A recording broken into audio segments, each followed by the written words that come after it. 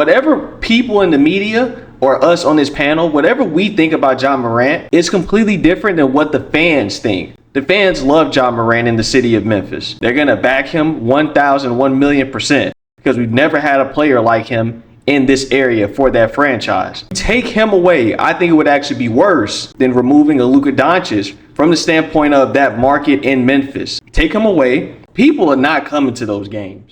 Ladies and gentlemen, welcome back to another episode of The New World. And in today's video, we talk about yet again the hometown team as the Memphis Grizzlies have started off the season in media talks for the wrong reasons yet again. Following the loss to the Lakers last week, Ja and the Grizzlies were on notice after the game in the locker room. When asked by the media, Ja looked frustrated, and when asked about what went wrong in the loss, Ja repeatedly said to go ask the coaches. Since then, the Grizzlies went on a bit of a losing streak as Ja was suspended the following game for conduct detrimental to the team, and the Grizzlies will fall to the Pistons and Rockets after. And in Ja's return after the game, he said he lost his joy for the game.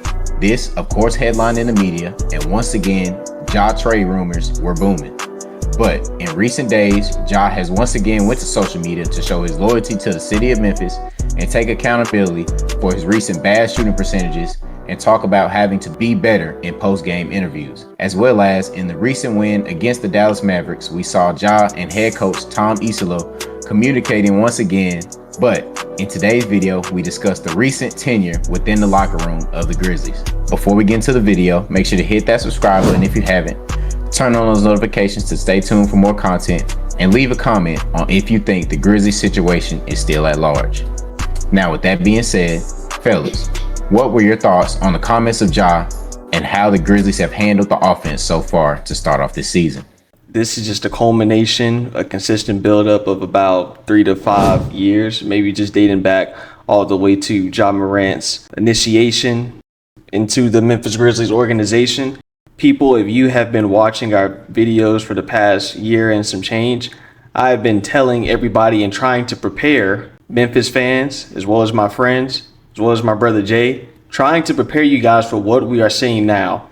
Am I shocked by what I'm seeing? No, because I've been saying that what we are seeing is going to happen for over a year, probably longer than that, because the problem with the Ja Morant situation and the Memphis Grizzlies situation, it's multifaceted for one, but this is an enabling problem. The Memphis Grizzlies as an organization have enabled bad behavior. Ladies and gentlemen, when you have a child and a child is consistently becoming a troublemaker at home and, at school, the first question that you need to ask is not, is something wrong with the child, but what about the parenting? What about the authoritative figure? Are they instilling necessary discipline for that child, showing them that there are consequences to their actions instead of spoiling them and enabling their toddler-like behavior? That is what the Memphis Grizzlies have done. They have enabled Ja Morant. When he had the incidents with the gun stuff, they didn't punish him. It had to get to a point where the league had to step in and issue a suspension. Situation comes across this past season. Clearly, there are coaching differences, and they get rid of the head coach. Now, I'm hearing about the offense. I understand the discrepancies with the offense. My biggest takeaway is that we're 10 games into the season, and the best player on the team, quote unquote, is not buying into the coach's culture and what they're trying to build. My thing is, why don't we give a rookie head coach grace? Because that is essentially what history tells us a team, a competent franchise, a leader will do. They'll give the coach grace so that they can actually see, okay, what is their plan? Because we're only 10 games into the season, maybe not even that. And now they're hammering, oh, there's a problem with the offense. Coach needs to be let go. Coach needs to be fired. No. This is a rookie head coach. Before we start to say that, putting onus and the blame on him and on the offense, let's actually give at least 25 games. Can we see 25 games worth of data before we start casting those types of aspersions? Put that aside and let's actually point blame and where blame needs to be pointed to. And honestly, it's not even a standpoint of pointing blame. It's just calling out the facts. The facts are, and I've been saying this, the Ja Morant hype train has died down significantly, because you could say in 2022 and 2023, well, we can tolerate the behavior because the production is so high. And at that time, we were putting Ja Morant in the same combos as, for a young, quote unquote, superstar, face of the league mantra, we were putting him in the same talks as the Jason Tatums of the world and the Luka Doncic of the world 3, 4, 5 years ago. We're not doing that anymore because those guys have continued to build consistency and grow their games and win and get accolades. And Ja Morant has peaked. He has peaked, and you can just look at the statistical work as well as factor in things like availability. They just continue to go down. So then we get to a point where we start to have an uncomfortable conversation that really is a problem due to the enabling, which is, does the production outweigh the tolerance of the bad behavior? And now the answer is clearly no. Now people want to bring up Ja Morant is very inefficient. I think he's not finishing well at the basket anymore. He's a terrible jump shooter. Well, he's always been those things. But now, since he's not on that level of putting up 27 points per game and leading the team to the second seed in the Western Conference, now that he's not doing that, now that the team is losing, now that he's only averaging 20.8 points per game, now that he's shooting 15% from the three-point line, I think I saw a crazy stat on X, and maybe this is valid, maybe it's not, that Ja Morant had more air balls than three-pointers made.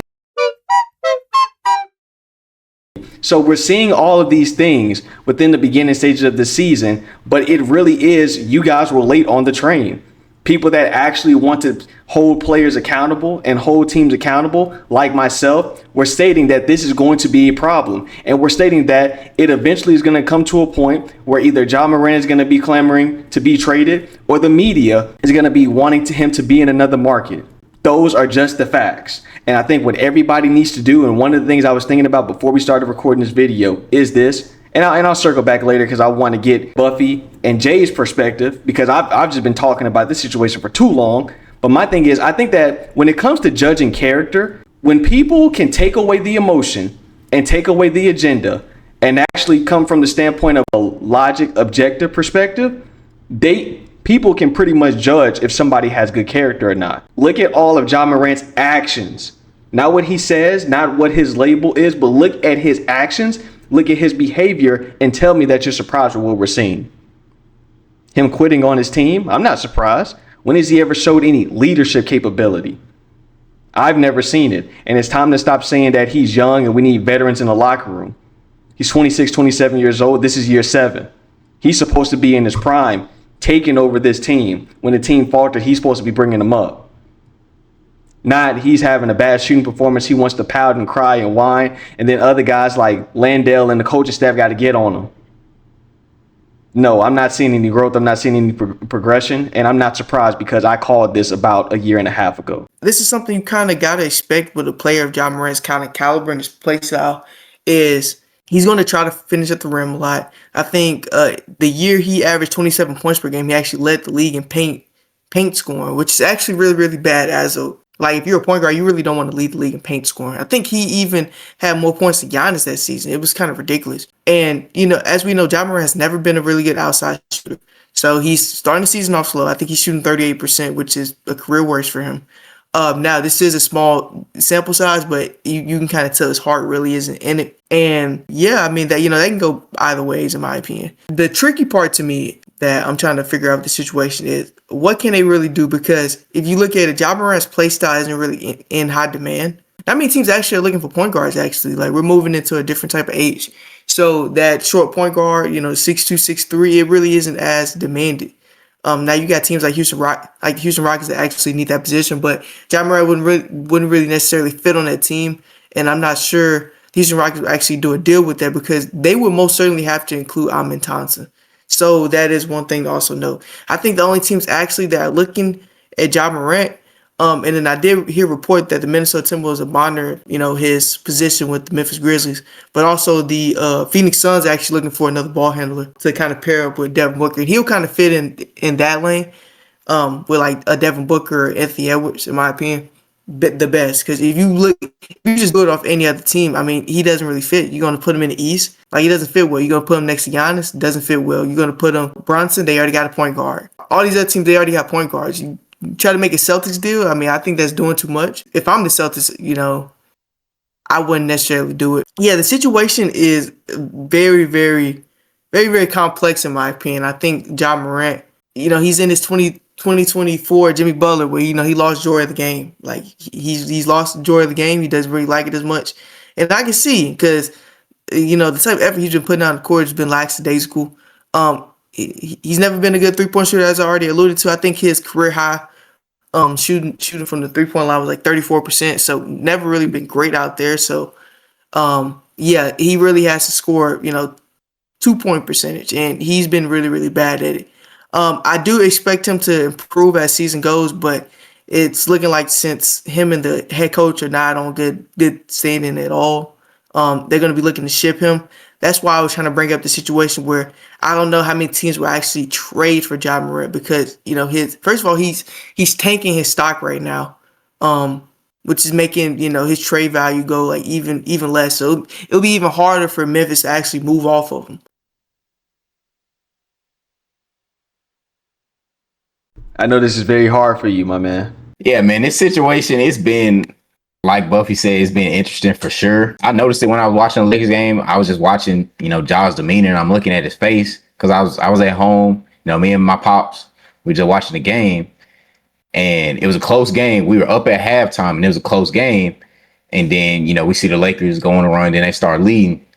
And then you just look at Ja face and you're like, what's going on? Because he don't look like he want to be out there. And then you can see he's just out in the perimeter, and then he's just giving the ball to whoever and like, hey, here you go. Y'all do what y'all want to do. And then, we see all the locker room stuff, and then he gets suspended. And then, throughout the week, we're seeing trade rumors and stuff. We're seeing all these Minnesota fans wanting Ja to play with Ant. We're seeing big talks about Ja needing to go to the Rockets, since the Rockets, they need a point guard. And, of course, we're seeing everybody who's saying that Ja should go to Miami. They're saying he needs to go there again. So we're seeing all that go through.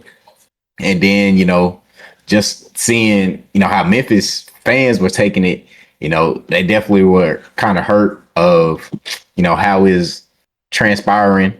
And then, a lot of Memphis fans, including myself, we're over here reminiscing on, the Dillon Brooks days because, Buffy said this before in a previous video, how the Grizzlies really lost their identity, when getting rid of Dillon Brooks. Now, at the time, of course, it made sense. Dillon Brooks, he was kind of selling, and then he was poking the bear with LeBron. But, as far as the team demeanor and stuff, with Dillon Brooks on the team, it's like, okay, we're not going to be punked. But now you don't really fear the Grizzlies for real. And now you can't even take them serious because now it got these situations going on. And, in the Mavs win, it has looked better. I still think that, there's stuff that still needs to be worked out. Been seeing articles and, a lot of these analysts and stuff who said they have NBA insiders. I know one that's in that Lakers game after being up, 14 or whatever. The head coach, Tom Isolo, he had called out Ja, and he was like, oh, I need to see more energy out of you. And that's when, of course, Ja didn't sit with him well. And, he got into an argument with the staff. And then it was also said that the players were kind of in agreement as well on how the offenses look, because that's why Ja was already, mentally kind of frustrated with how the offense was looking.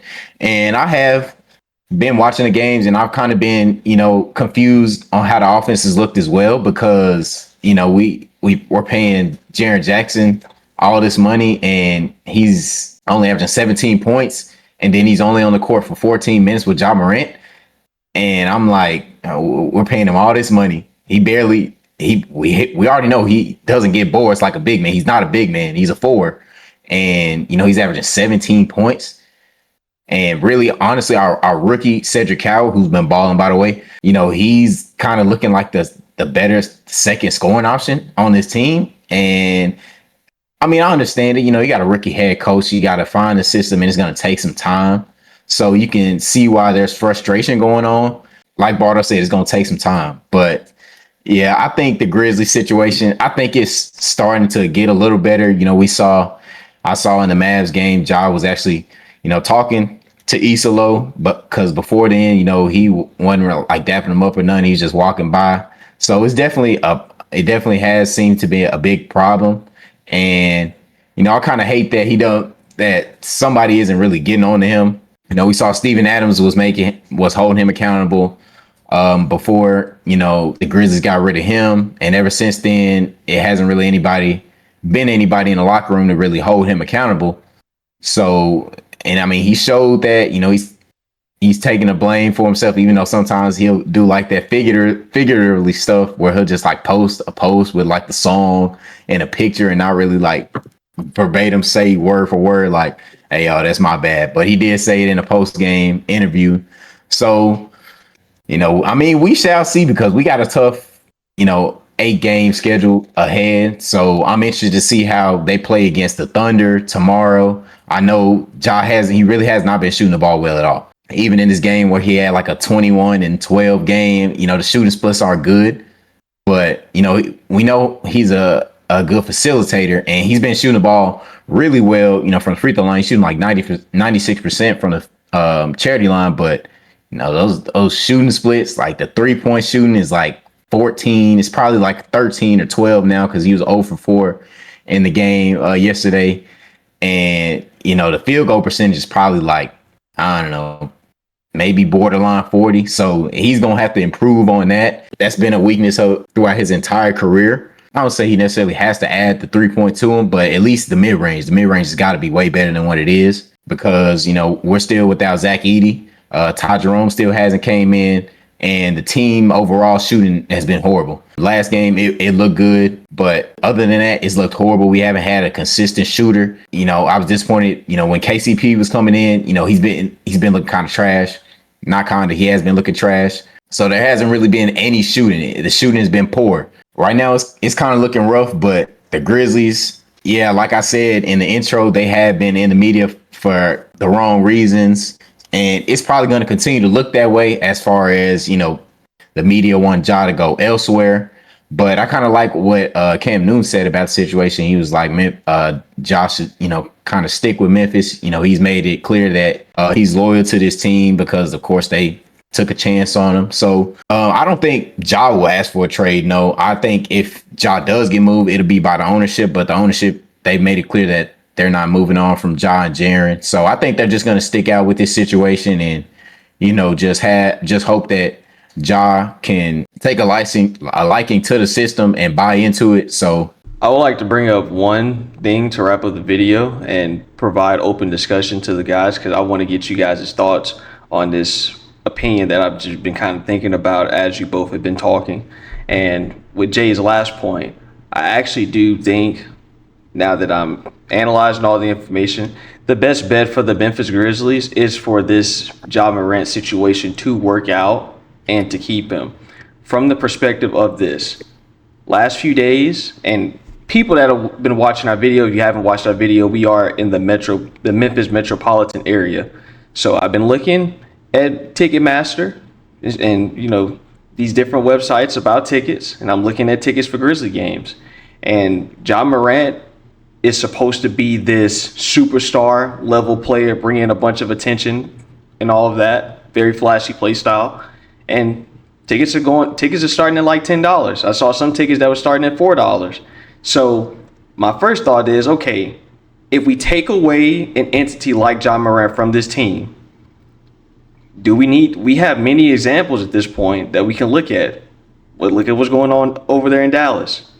So we take away the superstar from the franchise, the superstar that is beloved, because whatever people in the media or us on this panel, whatever we think about Ja Morant is completely different than what the fans think. The fans love Ja Morant in the city of Memphis. They love him. They're going to back him 1,000,000,000%, because we've never had a player like him in this area for that franchise. So if you take him away, I think it would actually be worse than removing a Luka Doncic from the standpoint of that market in Memphis. And this goes to my next point. You take him away, people are not coming to those games. I promise you. Memphis Grizzlies, they typically have pretty good attendance. Like it's low, but from the standpoint of they have good attendance for what you would think. And that's for the most part because the team has been competitive. But if you take that player away from that franchise, I just find it hard on how they're going to be able to continue to generate revenue for that organization. I just don't see it. I think people are not going to show up to those games. And if they're not going to show up to those games, I'm going to bring up something that I talked about in previous videos. The franchise will be getting sold, because we're going to be talking about the Los Angeles Lakers in the next video and the LeBron situation. If Ja Morant gets traded, I would probably expect this to be LeBron James' last season in the NBA because that team will be ready on the decline because they're going to be one of those teams like the Utah Jazz or somebody of that ilk, the Chicago Bulls, where they have a 10 to 15 year span of not winning and not being competitive. That is what will happen to the Memphis Grizzlies if they move on from Ja Morant. They're going to be desolate. So if they're going to be desolate, it's going to be time to get sold because it is the worst market in the league. The worst market in the league, and the value is not going to get any higher. So when LeBron has made it clear that he wants to own a team, that is, in my opinion, the clear option of a team that will, sell and get put up on the marketplace. So those are kind of my thoughts about the situation. I think that at this point, there's no advantageous situation for the Memphis Grizzlies to trade Ja Morant. Ja Morant's trade value is very, very low right now. As Buff said, other teams don't think that that's a sexy pick because they're probably going to have to mortgage a young asset. And why would you do that? It would probably be a situation where a team that has a problem is trading for another problem. Like I heard, I think Brian Windhorst was talking about the Charlotte Hornets moving from LaMelo Ball. It's a problem for a problem. It basically is the same thing. It's a counterattack. So what do you guys think about that proposition that they really only have one option, one solution, and that is to make it work?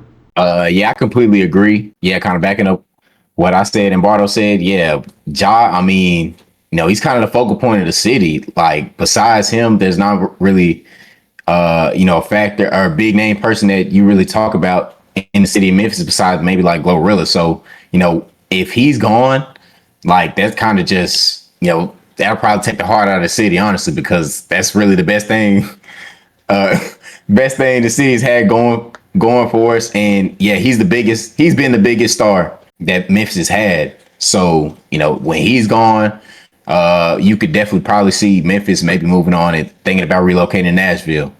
And, even when, NBA analysts have been talking about Ja's, value, they've been saying like the only teams eyeing him is like the Kings and maybe Minnesota, but I'm pretty sure Minnesota isn't going to want to trade like a Rob Dillingham or something like that for him. So yeah, his trade value isn't that high. So, the Grizzlies are stuck, and the Grizzlies are fine with having Ja Morant because, well, like I said, he's been a big impact on the city. And I mean, the Grizzlies, we got 2 picks so far that are looking like lottery picks from the Desmond Bane trade. So yeah, I mean, it's just going to take time. Got a rookie head coach. Only time will tell, man.